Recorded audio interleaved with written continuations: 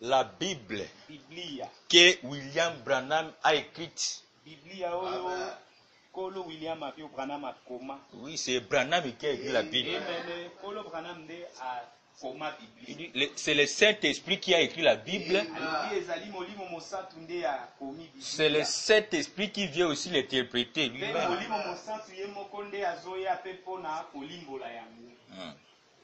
Apocalypse chapitre 14.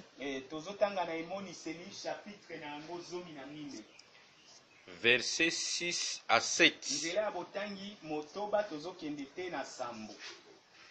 Écoutons ce que la Bible nous dit ici. Je vis un autre ange qui volait par les milieux du ciel.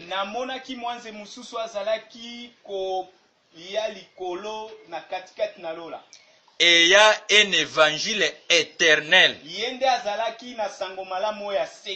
pour l'annoncer aux habitants de la terre, à toute nation, à toute tribu, à toute langue et à tous les peuples. Il disait d'une voix forte, craignez Dieu et donnez-lui gloire, car l'heure de son jugement est venue. Et adorez celui qui a fait les ciels et la terre et la mer et les sources d'eau. Nous lisons dans Ésaïe 45. C'est dans l'Ancien Testament.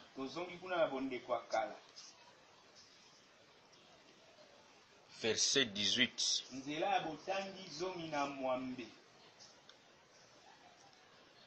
La Bible dit, car ainsi parle l'Éternel, le Créateur des cieux, le seul Dieu qui a formé la terre, qui l'a faite et qui l'a affermie, qui l'a créée pour qu'elle ne fût pas déserte,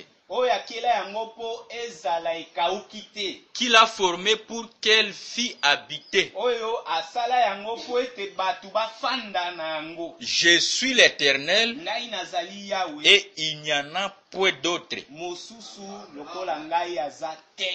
pouvez vous asseoir. Que le Seigneur vous bénisse.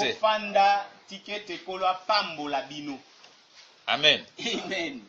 Nous venons de lire ici dans Apocalypse chapitre 14 verset 6 à 7.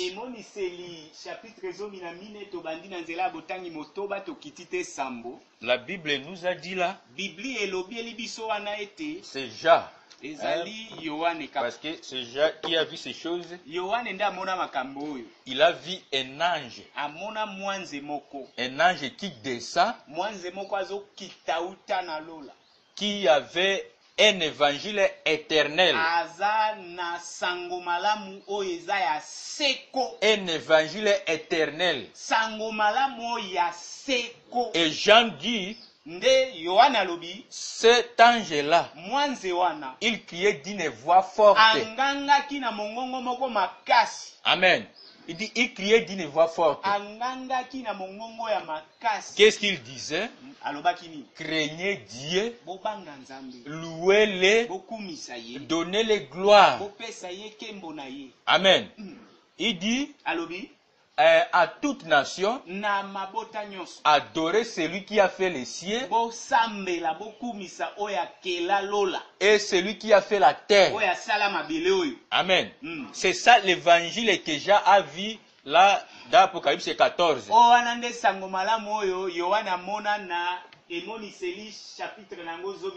Il voit un ange qui descend. Et cet ange crie.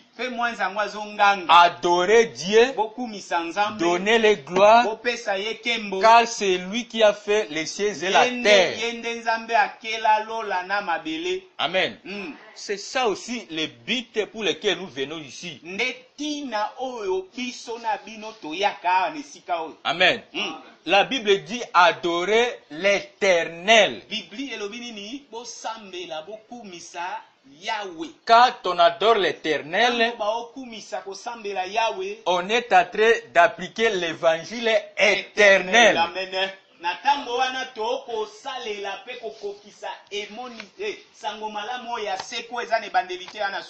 Lisons une chose ici. Le but pour lequel nous venons.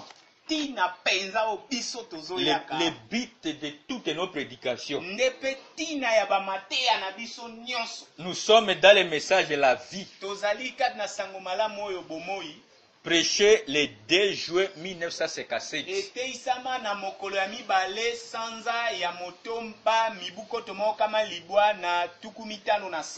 Le 2 juin 1957. À Jeffersonville. Nous allons lire les paragraphes 36. Écoutons ce que William Branham dit. Le propriétaire du message. Amen. Il dit ici, nous sommes paragraphe 36. Et c'est pour cela que nous sommes ici ce matin.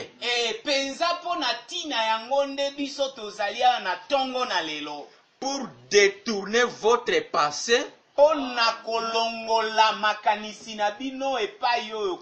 Détournez votre pensée. Votre esprit des choses du monde vers les choses de Dieu qui sont éternelles.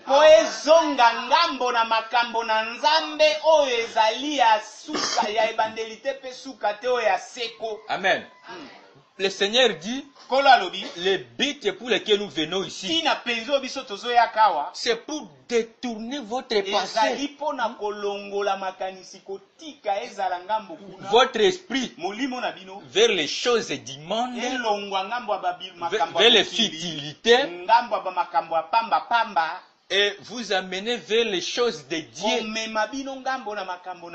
qui sont éternelles. Amen. Ici, nous sommes là pour vous prêcher un Dieu éternel.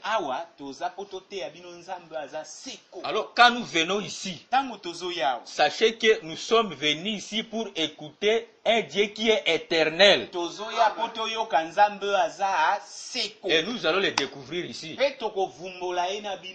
Amen. Quand nous venons ici, nous ne croyons pas des choses là futiles. Des promesses, des choses du monde qui sont passagères. L'année prochaine, 2020, vous allez marcher sur tous les sorciers de votre village. Ça, c'est ça qui est l'important. 2020, nous voulons vous voir ici, chacun.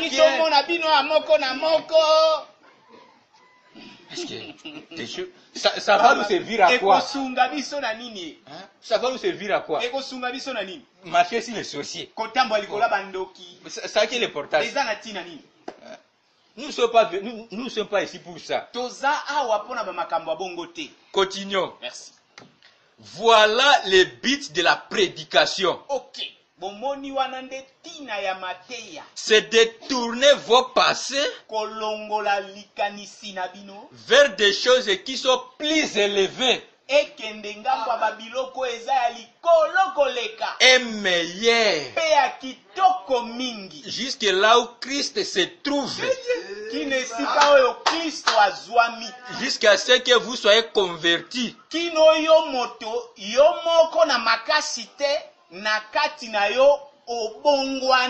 Alors votre pensée se porte vers ces choses qui sont d'en haut.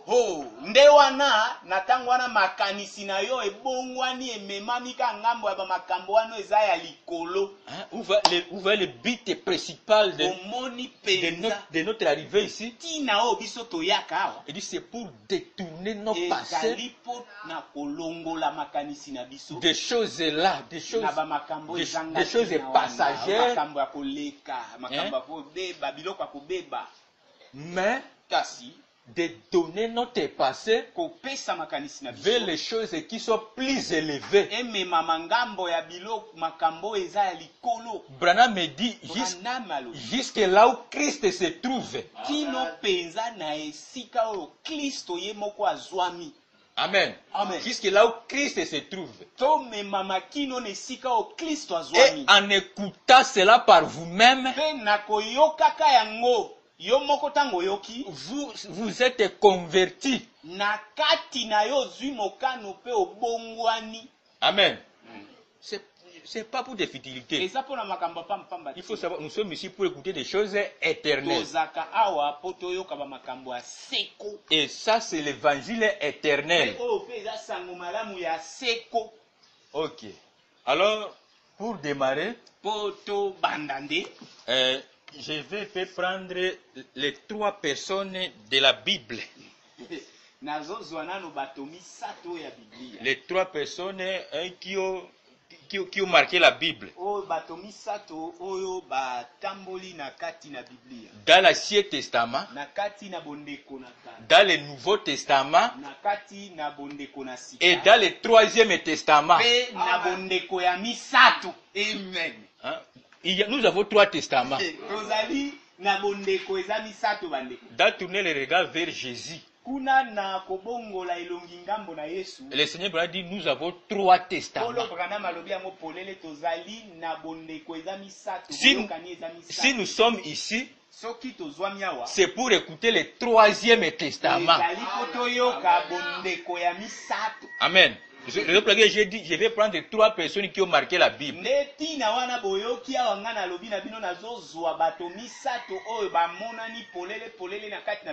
Dans l'Ancien Testament, dans le Nouveau Testament et dans le Testament éternel. Amen. Nous connaissons que dans l'Ancien Testament, Dieu a œuvré avec Moïse. Amen. Dieu a œuvré avec Moïse. Et quand il a commencé à œuvrer avec Moïse, Moïse a fait des choses plus grandes. Amen. Moïse a fait des choses plus grandes. Nous allons lire dans Exode. Exode. Nous sommes au chapitre 7. Verset 1er. La Bible dit, l'Éternel dit à Moïse, vois, je t'ai fait Dieu pour Pharaon et Aaron, ton frère sera ton prophète. Toi tu diras tout ce que je t'ordonnerai. Et Aaron, ton frère, parlera à Pharaon pour qu'il laisse aller les affaires d'Israël hors de son pays. Et c'est toutes les autres histoires qui concernent les peuples juifs en Égypte, là, je ne touche pas parce que nous connaissons.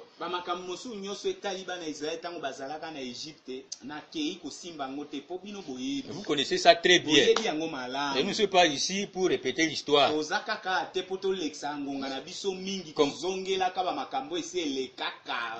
On n'est pas ici pour ça. Ici, lorsque Dieu avait suscité Moïse, lorsqu'il avait appelé là à la montagne, c'était pour délivrer son peuple. Parce que les peuples d'Israël étaient déjà en Égypte, en esclavagisme pendant 400 ans. C'est la promesse que Dieu avait faite à notre père Abraham. Il dit, je te donnerai une nation, tu seras le père des nations. Et ton peuple va séjourner en Égypte pendant 400 ans. Et je les délivrerai par ma main puissante. Amen. Et Abraham était venu, il a mis au monde Isaac et toutes choses, vous connaissez, jusqu'à ce qu'ils étaient partis en Égypte. Et ça avait fait 400 ans. Et lorsqu'il était 400 ans, c'était maintenant le temps de Dieu d'entrer en travail. Parce que le Seigneur dit, Dieu lui-même est son propre interprète. L'interprétation de Dieu, c'est quand il rend manifeste la chose qu'il avait promise.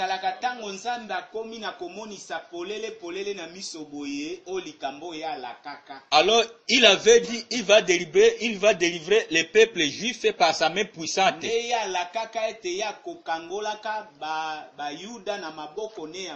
Et nous connaissons que sa main puissante c'était Moïse. C'est Moïse qui était en Égypte. C'est Moïse qui était le Dieu que le peuple d'Israël attendait pour qu'il soit délivré. Juste au temps de l'accomplissement de la promesse. Et nous connaissons toutes les démarches pour que Moïse se retrouve à la montagne.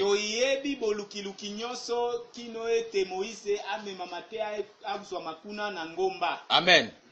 Mais le Seigneur dit quoi? Le Seigneur nous dit quelque chose dans les œuvres que j'ai fait rendent témoignage de moi.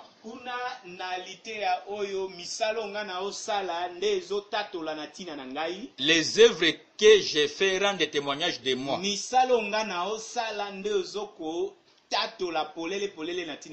13 avril 1951.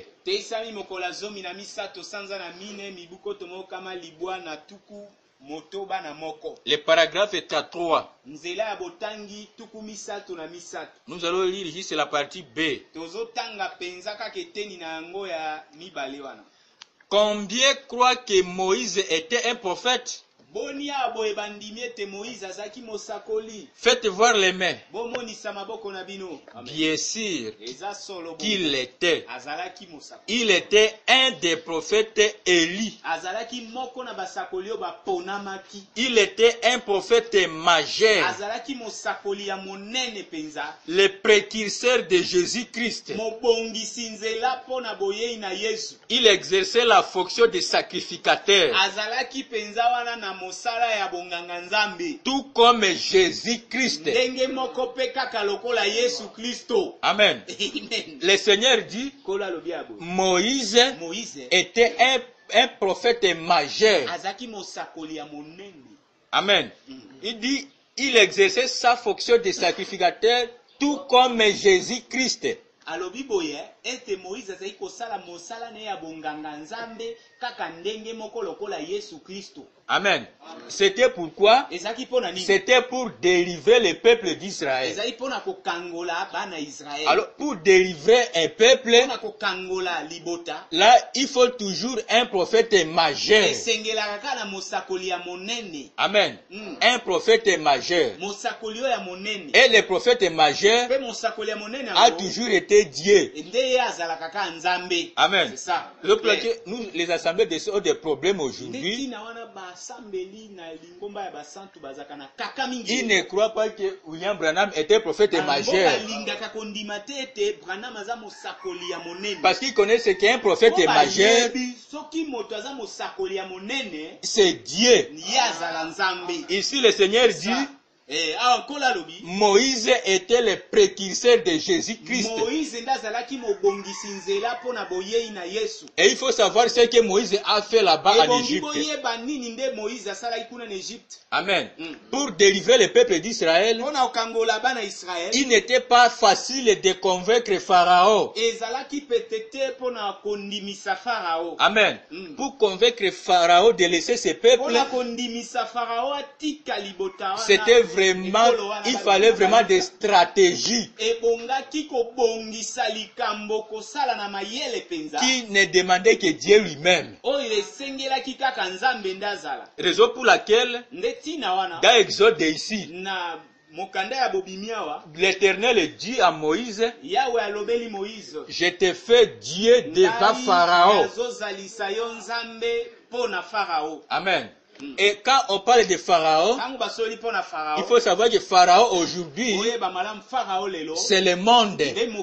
Amen. C'est ça. Dieu a fait Moïse Dieu devant. C'est écrit même en majuscule. Il est fait Dieu. Amen. Il est fait Dieu. Et le Seigneur dit ici qu'il était le précurseur de Jésus-Christ. Amen.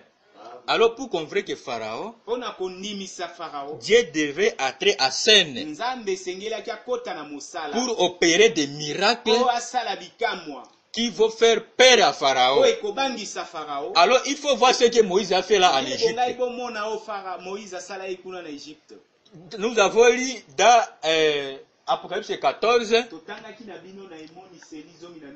la Bible nous a dit, c'était d'adorer qui? Le Créateur. Amen. Mais là-bas en Égypte, Moïse aussi a fait appel à la création. Amen. Moïse a appelé les choses à la création. Amen. Voilà. Alors là c'était Dieu. Lisons ici. Parce que le Seigneur dit ça clairement. Il dit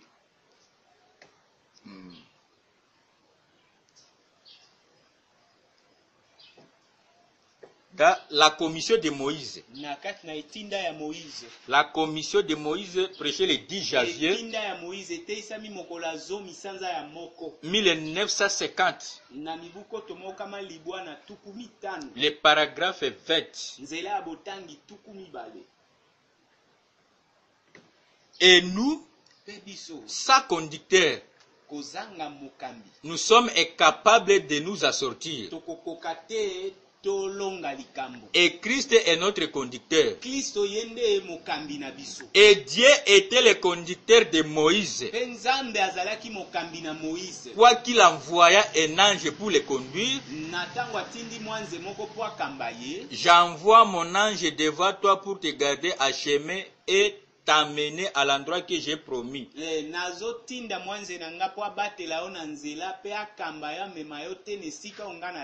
L'ange devait être son conducteur. C'est l'ange qui accomplissait les miracles.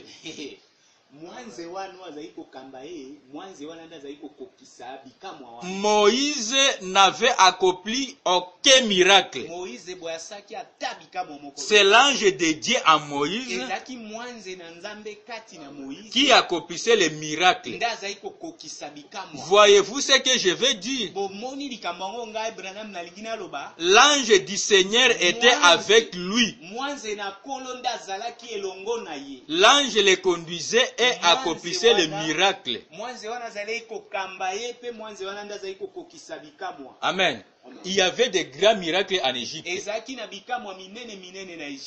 lorsque les gens regardaient, ils pensaient que c'est Moïse qui accomplissait ça. Amen. Mais le Seigneur dit ici que Moïse, avant de descendre en Égypte, il a rencontré un ange. Amen. Il dit l'ange là, c'était l'ange du Seigneur. C'était là dans les buissons ardents. Il dit toutes les choses qui étaient passées en Égypte là, tous les miracles. Branham me dit, c'est l'ange qui accomplissait tout cela. Amen. Il dit Moïse n'a fait aucun miracle, aucun miracle. Mais il dit aussi que Moïse là était le précurseur de Jésus-Christ. Amen. Lisons quelque chose ici. À partir de ce que les gens ont vu à tête de se dérouler pendant le ministère de Moïse.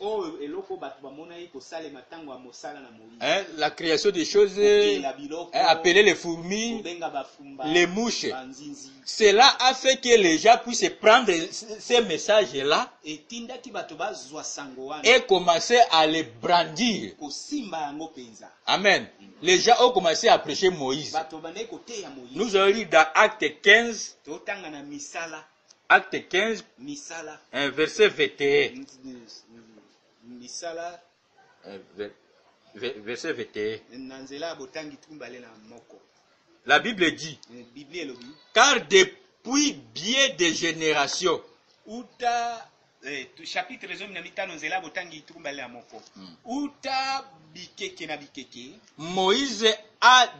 Moïse a dans chaque ville des gens qui les prêchent. Moïse ye na baingumba nyonso azana bato bilombe obakote ya ye Moïse. Puisqu'on les lit tous les jours des sabbats dans les synagogues. Mokolo nyonso ya losambo na basinagoge ebongi batanga Moïse kuna baloba zongela maloba o Moïse aloba. Amen. Lorsque les gens ont vu tout cela, les gens ont pris le message de Moïse, ils ont commencé à prêcher Moïse. Chaque jour du sabbat, les gens ne faisaient que répéter Moïse. Amen. Mais ici, dans Apocalypse 14, parce que dans l'Apocalypse 14, dans Apocalypse 14, c'était une chose à venir. Amen. Il dit l'évangile éternel, c'est adorer le Créateur. Mais les gens ont pris l'évangile de Moïse, ils ont commencé à prêcher. Est-ce que le message de Moïse était éternel? Le Seigneur dit, c'est l'ange qui accomplissait les miracles dans Moïse. Amen. Moïse lui-même n'est pas éternel. Amen. Mais les gens ont pris son message, ils prêchent ça même jusqu'aujourd'hui. Ils prêchent le message de Moïse. Mais dans Apocalypse 14, 6, 7, l'évangile éternel, c'est adorer le Créateur. Moïse n'a rien créé. Et la Bible nous dit clairement que Moïse était le précurseur de Jésus-Christ.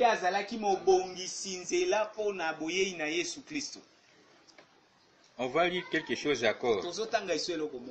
Dans Hébreux chapitre 4. prêché le 1er septembre 1957. Le paragraphe est 52. Souvenez-vous donc, lorsqu'ils étaient en route vers le repos, Moïse a réussi à faire sortir le peuple d'Israël. Mais le Seigneur dit, lorsqu'ils étaient en route vers le repos, la colonne de feu les a conduits. Maintenant, nous voulons découvrir ce qu'est ce repos.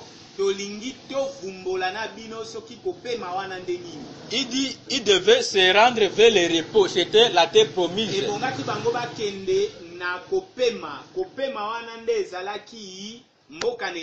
Voilà, Canaan. C'est là où les peuples d'Israël devaient se rendre. Le Seigneur dit, en route, ils étaient conduits par la colonne de feu. Il dit, maintenant nous voulons découvrir ce qu'est ce repos. Tandis que la promesse est pour entrer dans ce repos,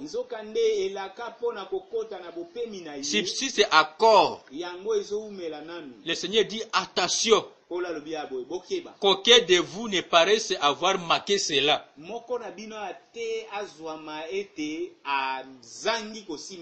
Voici donc la promesse.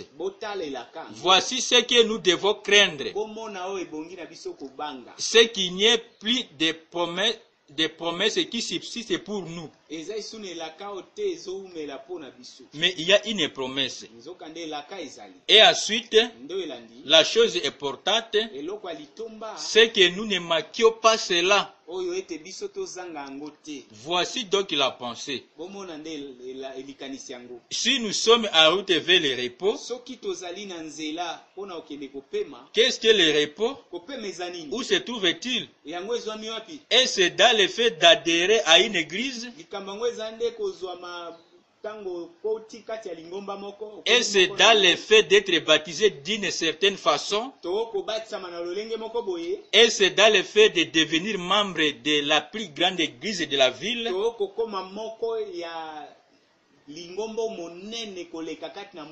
Ou de porter de meilleurs vêtements? Est-ce l'instruction? Est-ce l'argent? En sorte que nous pouvons cesser de travailler et nous allonger simplement, nous reposer le reste de votre vie.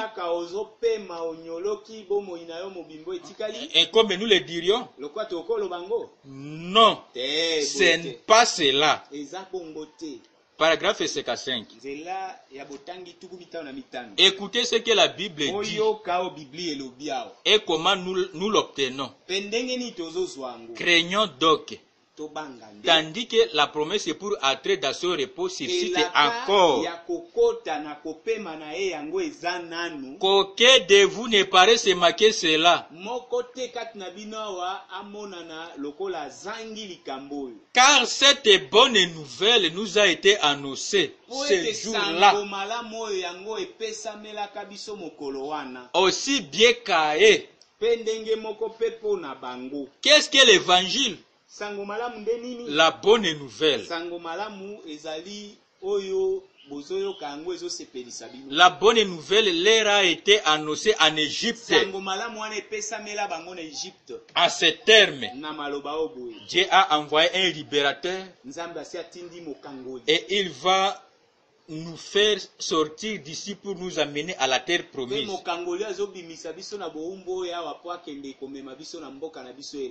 La bonne nouvelle est pour nous maintenant est que Dieu a envoyé un libérateur, le Saint-Esprit. Et nous sommes en route vers la terre promise. Maintenant, les gens en ont fait des credos et des dénominations. Mais Dieu mettait toujours que notre repos, c'est le Saint-Esprit.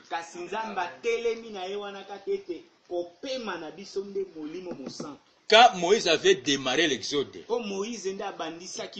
Amen.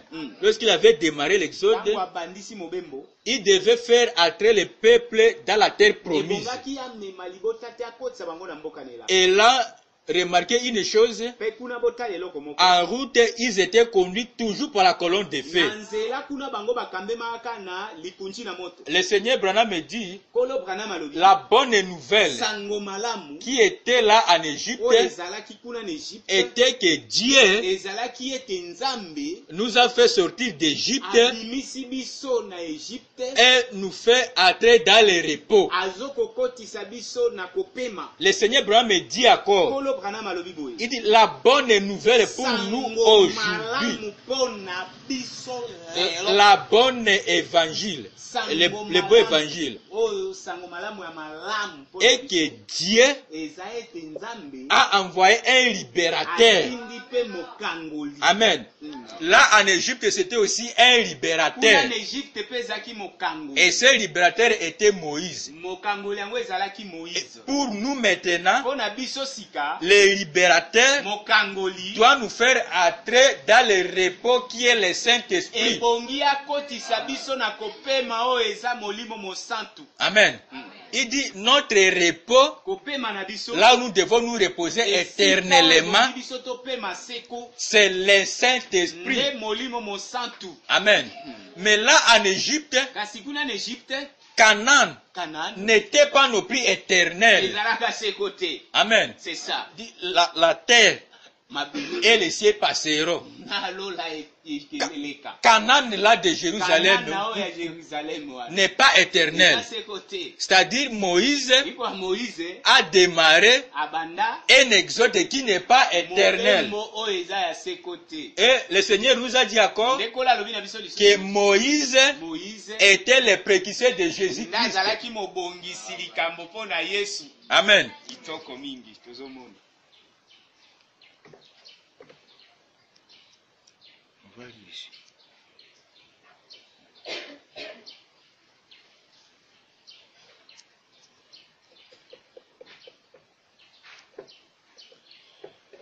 Ok.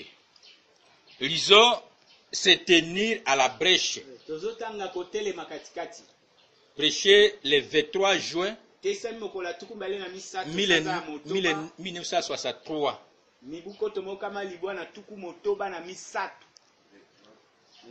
Le 23 juin 63. Le paragraphe 40. William Branham dit, eh bien, aujourd'hui, si Dieu devait détruire les gens, et il fit état où, car Dieu en avait assez de perdre du temps avec nos péchés, nous nous comportons constamment mal. Qui aujourd'hui, comme Moïse, prendrait parti pour le peuple? Amen. Il dit qui aujourd'hui doit faire comme Moïse et de prendre le parti pour le peuple. Vous suivez là bien? Où trouverons-nous une personne qui voudrait prendre le parti? Ou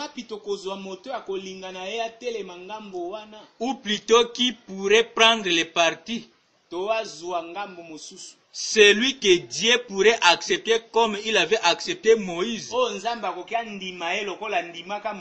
Et la vie terrestre de Moïse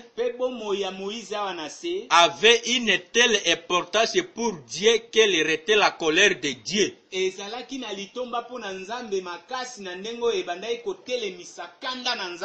Dieu ne pouvait passer sur Moïse. Cela m'a toujours intrigué m'éveiller jusqu'à ce que un jour, par la révélation des Saintes Écritures, il m'est venu cette pensée qui est point de suspension. Vous voyez, Moïse, dans ce qu'il faisait, était en tout point un substitut.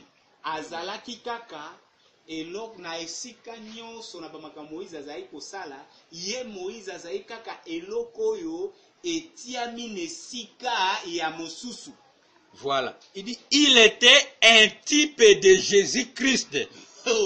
Alobinde apolele ete Moïse na makambo nyonso azali kosala azalaka na elilingi na Yesu Kristo. Amen.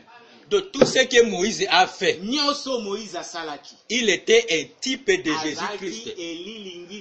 C'est-à-dire même son évangile, l'évangile que Moïse a fait là, a prêché, c'était un substitut.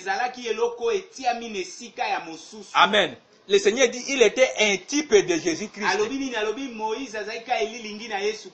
Et le Seigneur a dit sa vie, elle était même la colère de Dieu. Pourquoi? Parce qu'il était vers les parties du peuple. Amen. Mais bien qu'il faisait tout cela, il était un type de Jésus-Christ. Donc Moïse étant le premier prophète majeur, il était un type de Jésus-Christ qui est le deuxième prophète majeur.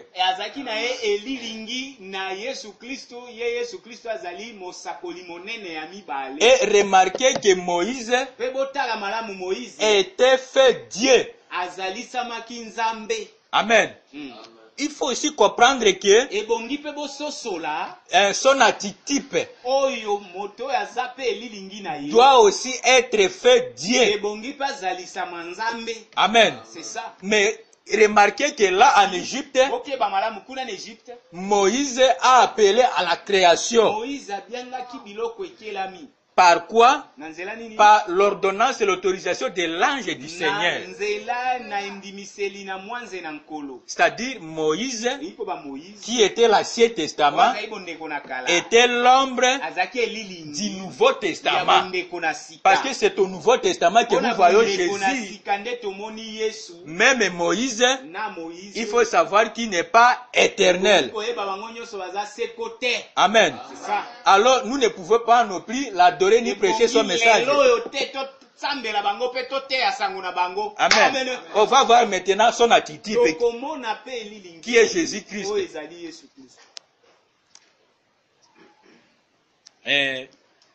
Lisons dans Israël en Égypte. Le 25 mars 1953. 11e paragraphe. Le Saint-Esprit dit, et je crois que toute l'écriture assemble et que tout l'Ancien Testament était une ombre de choses à venir. Hein? L'Ancien Testament était une ombre de choses à venir.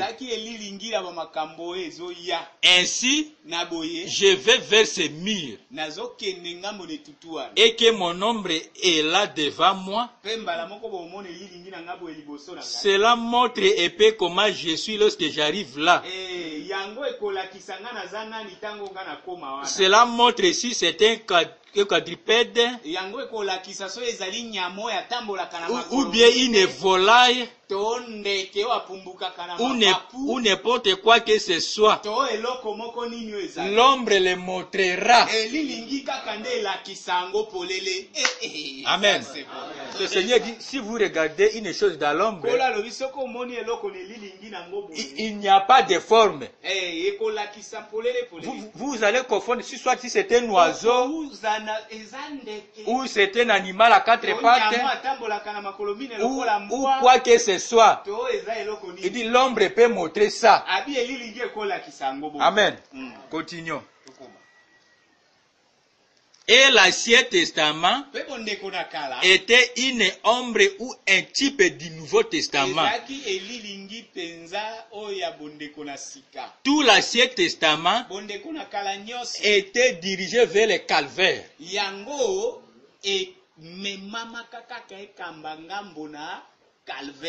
Amen. Il dit l'Ancien Testament était une ombre du Nouveau Testament. Alors, arrivé au calvaire, l'Ancien Testament était accompli. Qui était dirigé vers le calvaire? C'était Jésus-Christ. Amen. Et le Seigneur Branham dit, Moïse était le type de Jésus-Christ. Mais notre problème est où? Il faut voir ce que Moïse a fait là en Égypte. Moïse a fait des miracles. Moïse a appelé à la création sous l'ordonnance de l'ange du Seigneur. Maintenant, lorsque Jésus était venu, à ce qui concerne la création, parce que notre problème est ici, nous cherchons la création, c'est lui qui crée. Parce que dans Apocalypse 14, 6, 7, la Bible nous a dit clairement que l'évangile éternel, c'est lui l'ange qui descendait là, disait adorer Dieu, adorer le Créateur. Mais lorsque Jésus était arrivé, voyons dans questions et réponses. Jésus qui était l'accomplissement de l'Ancien Testament. Voyons ce qu'il lui a fait. Question et réponse. Numéro 3.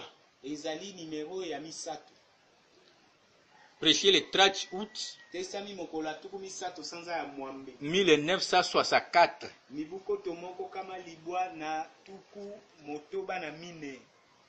Le paragraphe 95.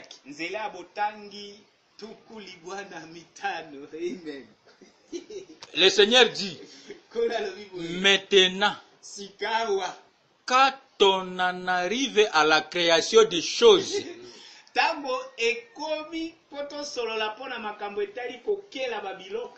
Jésus n'a jamais créé directement quelque chose à l'amenant à l'existence.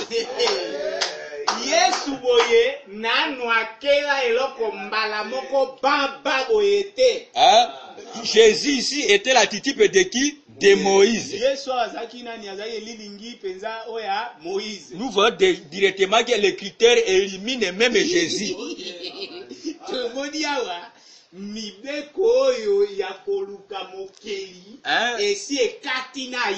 Jésus est déjà éliminé ici. Parce que l'écriture dit adorer celui qui a fait les cieux et la terre, le Créateur. Mais le Seigneur dit, je répète encore, maintenant, quand on arrive à la création des choses, c'est vrai. Jésus n'a jamais créé directement quelque chose à l'amenant à l'existence.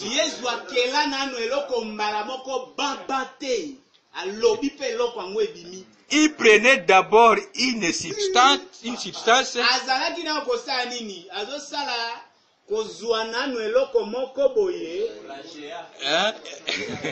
Il prit de l'eau et en fit du vin. Il prit du pain et a fait davantage de pain. Il prit du poisson et a fait davantage de poissons. Amen. Il dit directement comme ça. appelé à la création, le Seigneur Branham me dit, c'est vrai. Jésus n'a jamais créé directement. Mais l'évangile éternel, c'est d'adorer qui? Le Créateur. Amen. Vous voyez que même Jésus, que les gens adorent aujourd'hui, est une créature. Et il n'est pas non plus éternel. Branham me dit, Jésus-Christ n'est pas éternel. Refuser de croire ça, c'est la mort. Il n'est pas éternel. Parce que l'éternel, c'est celui qui appelle par l'existence dans les néants, il n'y a rien. Il dit que cette chose soit. Directement la chose est là. C'est la même chose qu'il avait faite là au commencement. Que la lumière soit. Et la lumière était là. Pour lui, il ne pouvait pas chercher des batteries. Et l'acide, ainsi de suite, pour faire l'installation et donner la lumière. Non, le Créateur ne fait pas ça. Il dit que telle chose soit, et la chose arrive directement. Mais Jésus qui était l'archétype de Moïse, Branham me dit, il n'a jamais créé. Mais aujourd'hui, il y a des gens qui l'adorent. Est-ce que ça c'est l'évangile éternel? Vous adorez celui qui est partiel. Ça, c'est une maladie vraiment. Soutenons encore ça. Shalom. L'application Shalom. Prêché le 19 janvier 1964. C'était dans les après-midi.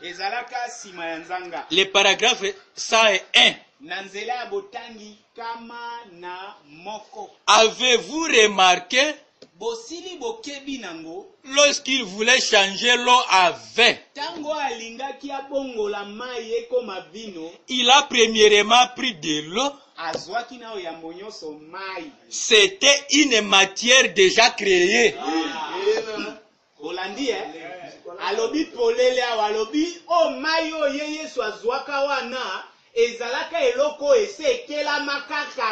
Il a changé en vin.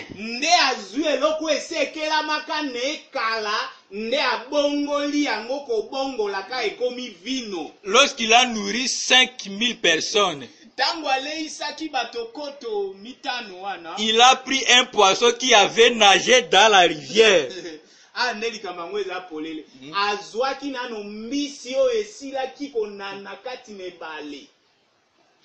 Il a coupé, il a fait distribuer cela. Et il a multiplié ce qui avait été créé. Il a pris du pain qui autrefois était du blé, qui a été fait pain. Il a repris cela et il a suspendu au point de suspension. Il a fait distribuer cela aux gens. Et cela revenait une fois de plus. Il a multiplié ce qui était créé. Amen. Le Seigneur Branham me dit, Jésus, il a pris d'abord de l'eau. Une chose qui a déjà été créée. Il a transformé maintenant ça en vin. Une chose est créée, il transforme ça maintenant en vin. Il prend les poissons. Il a pris les poissons qui nageaient là. Il a nagé. Après, il a pris ces poissons pour multiplier. Amen. Vous voyez une chose ici. Je ne sais pas si ça peut vous effrayer, mais il faut dire amen à ça. C'est Dieu qui est sa parole. Première partie. Prêcher le 6 mars 1957. Nous allons lire les paragraphes 48. Date le 6 mars 1957. 48. Écoutons ce que Branham me dit ici.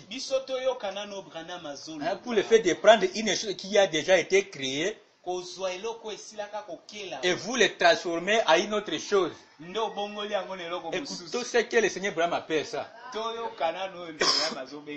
Le paragraphe 48. Changer du vin à de l'eau. Kobongola vino na mai et tout ce genre d'histoire du champ de maïs qui se déplaçait et tout ce genre d'histoire c'est du diable. C'est du diable. Certainement Dieu n'a besoin de rien. Le fait de prendre des choses, de transformer de l'eau à vin, du pain à quoi là? Le Seigneur Branham me dit, c'est du diable. C'est ça le ministère du diable. Le diable ne peut jamais créer. Il prend seulement une chose qui est créée, transforme à une autre chose. C'est ça ce qu'on appelle la magie. Amen. Si vous partez chez un magicien, vous voulez avoir $1000 par exemple. Tu dois d'abord avoir $100. Au lieu qu'il n'écrit dans le néant, pour lui c'était possible. Tu dois d'abord avoir $100. Tu as un parfait là. Et ainsi de suite. Il fait ses manœuvres. Il évoque et a fait des comptes. Vous aurez votre $1000. Branham me dit ce genre de choses multipliées. C'est Satan. C'est le diable qui multiplie. Amen. Il dit Dieu n'a besoin de rien. Amen. Lui n'a besoin de rien. S'il veut créer, il prononce directement la parole. Amen. Mais pour Jésus ici, vraiment, le cambo.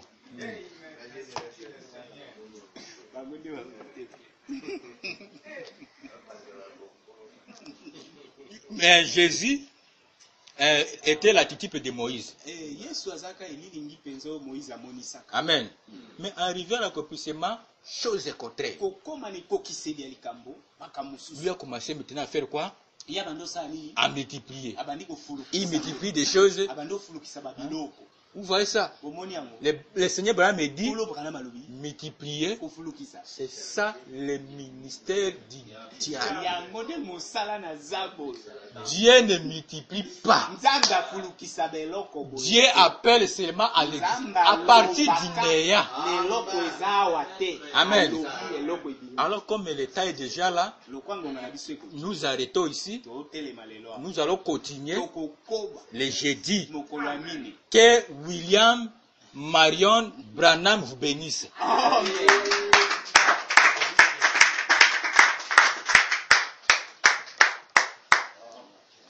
Amen.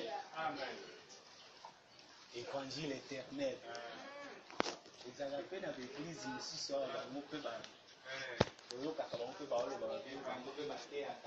évangile éternel. Très important évangile éternel exact osambela ekoteya nzambe mokili. Bible ndeko bisango na Apocalypse 14:6 na Isaïe